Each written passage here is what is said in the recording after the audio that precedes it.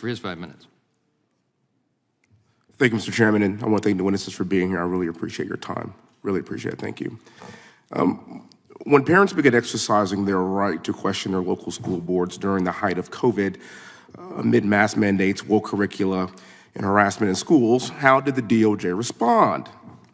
The Department of Justice responded under Merrick Garland with directing the public to report threats of violence to school board members, officials, and workers in our national public schools to a national hotline.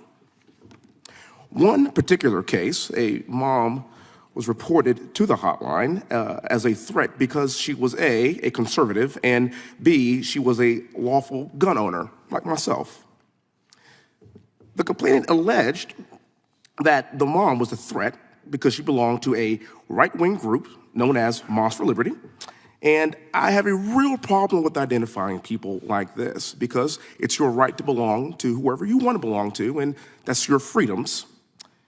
Another investigation opened because a tip to the hotline, a dad was investigated because according to the complainant, the dad fit the profile of an insurrectionist. I don't really know what that means, but that's interesting. And he had a lot of guns and threatened to use them. Yet when the FBI asked about the complainant about these threats from the dad, the complainant admitted that no specific information or observations or any crimes or threats. According to the FBI, not one of these school board-related investigations resulted in federal arrest or charges, not a single one. Recently, the DOJ announced that they were going to continue to prosecute people from January 6th to the tune of around 1,000 more people to be charged in not so distant future. Now, January 6th was over 2 years ago, and the DOJ is still looking to charge more people. Yet, when there is a true domestic terror threat like Antifa, the DOJ did not direct people to a national hotline, nor do they report these threats to our communities. Now, my colleagues on the left will tell you that Antifa doesn't exist. It's an idea. But my question is where is the intellectual curiosity to determine how Antifa, a highly coordinated domestic terrorist organization, is funded and organized? The DOJ did not set up a hotline for Antifa. They set up a hotline for you. No federal resources were set aside to investigate the violence that we saw unleashed across this country during the Summer of Love in 2020. Please note some of these photos. Wait a minute, that's not January 6th. That's May 31st, 2020. That's right in front of the White House. That's where the president lives, and at the time, President Trump was ushered into a bunker because his life was being threatened. Where was the hotline? Next photo. That's not January 6th either. That's July 27th. That is in Portland. And that is Antifa rioting and pillaging our country. Where was the hotline? Next slide. Well, hot damn. That's not January 6th either. Those are more rioters that are destroying and rioting in Salt Lake City. Next slide. I believe, is that it? But wait, there's more. And that's not January 6th either. That's June 1st, 2020. And that's the streets of DC. They're being rioted and pillaged by rioters. Where's the outrage? Where's the hotline? This is what domestic terror looks like. This is not a school board meeting. There is no hotline for any of these riots. And we are going to have a hotline that's going to report parents for caring about their children's education. And even further, the DOJ would rather investigate 1,000 more people from January 6th than any single person in these photos. What a shame. And that is why this is no longer the Department of Justice. It is the Department of Subjective Justice. And with that, I yield back. Thank the gentleman. Chair recognizes next, gentleman from Georgia. Representative Wesley Hunt. He serves as U.S. Representative for Texas 38th Congressional District. He was first elected in 2023 and serves on the House Judiciary Committee, as well as the House Subcommittee on the Constitution and Limited Government. He received his Bachelor of Science from the United States Military Academy at West Point. After serving 8 years in the United States Army, he attended Cornell University, where he obtained a Master's of Business Administration and Public Administration and Industrial Labor Relations. You're a busy guy. We're honored to have you. Thank you very much. Thank you, sir. Congressman Hunt, proceed. Thank you, Chairman Durbin and Ranking Member Graham, for having me here today to speak about voting rights in America, the country that I love dearly. More importantly, I'm here to talk about the left's soft bigotry of low expectations. Because it's the Democrat Party, not the Republican Party, that thinks so little of Black America as the people of color that they'd make the case that being Black in America means we can't obtain a government ID to vote. And that's not only a ridiculous assertion, it's demeaning and it's insulting. When it comes down to it, many of my colleagues on the left like to pretend that we're still living in the 1950s. Well, we're not. I've got some good news for you. It's 2024, and I know what year it is because I've been Black for just over 40 years. And I'm also the son of a retired lieutenant colonel who grew up in the segregated South. You see, my parents grew up in a Jim Crow South in the 50s and 60s in New Orleans, Louisiana. Their next generation, my parents had 3 kids.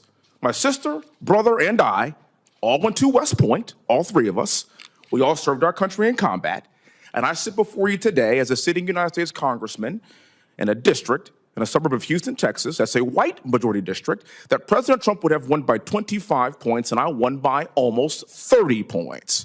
And that doesn't happen unless we've made some incredible progress in this great nation. Now, my colleagues on the left like to say that common sense voting laws, including requiring a government-issued ID, are racist, discriminatory, and burdensome. Do you know what my father had back in the 40s and 50s before it was even cool? A government-issued ID. And continuing in his footsteps, I too have multiple government-issued IDs, and while that might be shocking to many people in this country, people may ask, how's that happen? It's very simple. It's personal responsibility for all Americans in this country, regardless of what you look like. Sitting with me today is my global entry card, my military ID card, my Texas driver's license, my Texas license to carry, because that's how we roll in Texas, my congressional card, and of course, the good old-fashioned American passport. What sorcery is this? What am I, the Black Houdini? How was I able to pull off the impossible and attain not 1, not 2, not 3, but 6 government-issue IDs? Personal responsibility in this country. I fought for this country as an Apache helicopter pilot to protect free and fair elections, and having a government-issued ID isn't racist, it's American. You need to have an ID to drive a car, to check into the airport, open a bank account. You need an ID for basically everything to be a responsible adult in this country, except for voting, apparently, according to the left. Black America does not need well-meaning liberals putting their arms around us and telling us how we should go to the polls. In fact, if you look at recent headlines and polls, you will find that Black men specifically in this country are more fired up than ever to participate in the next presidential election. And I think I know why, and I'm really looking forward to these results. For the record, in the 2022 midterms in Georgia, it proved that election integrity and ballot accessibility can be achieved hand in hand. After the 2020 election, Georgia passed a voter election integrity law, and subsequently, the Department of Justice filed a lawsuit against the state of Georgia, alleging that the Georgia law is discriminatory and aims to restrict citizens from voting. President Biden even called this law, and I quote, Jim Crow 2.0. Really?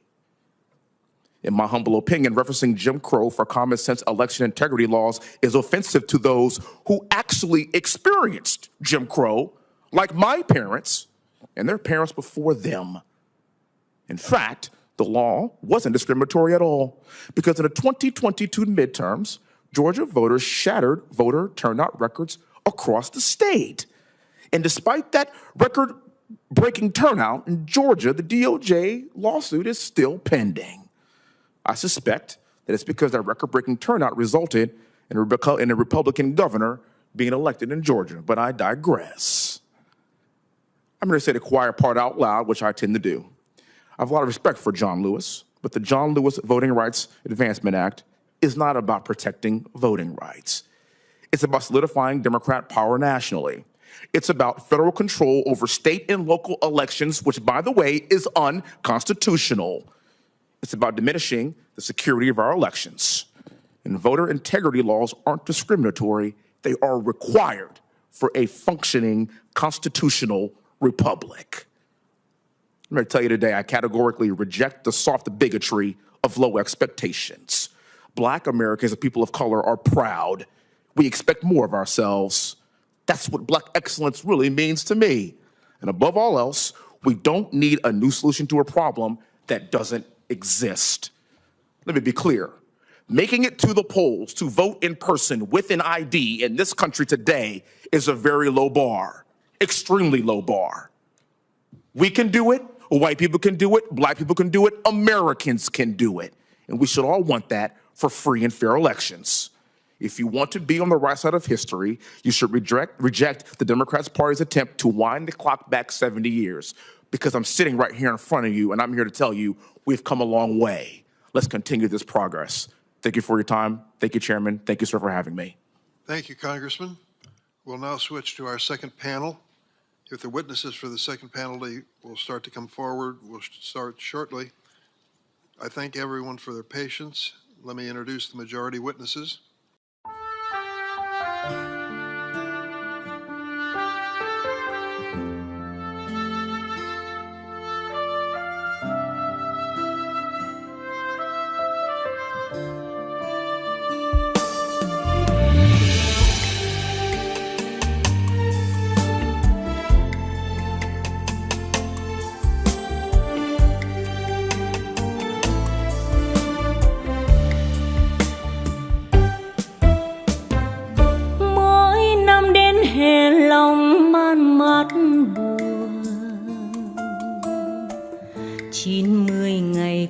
Chứa chan tình thương, ngày mai xa cách hai đứa hai nơi, phút gần gũi nhau mất rồi, tạ từ là hết người ơi. Tiếng ve nức nở buồn hơn tiếng biết ai còn nhớ đến ân tình không. Đường xưa in bóng hai đứa nay đâu, những chiều hẹn nhau lúc đầu giờ như nước trôi qua cầu. Giá biết bạn lòng ơi, thôi nay xa cách rồi, kỷ niệm tình xin nhớ mãi. Buồn riêng một mình ai, chờ mong từng đêm gối chiếc, mối u hoài này anh có hay. Nếu ai đã từng nhặt hoa thấy cảm thông được nỗi vắng xa người thương. Màu hoa phượng thắm như máu con tim, mỗi lần hè sang kỷ niệm người xưa biết đâu mà tìm.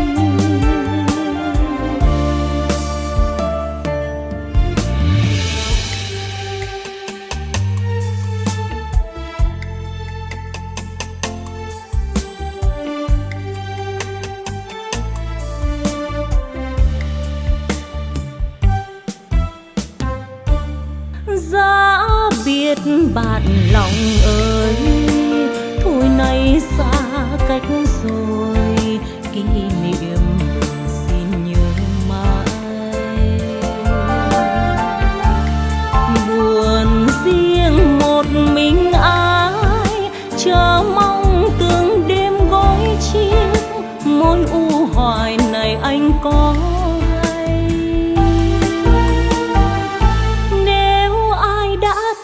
nhặt hoa thấy buồn,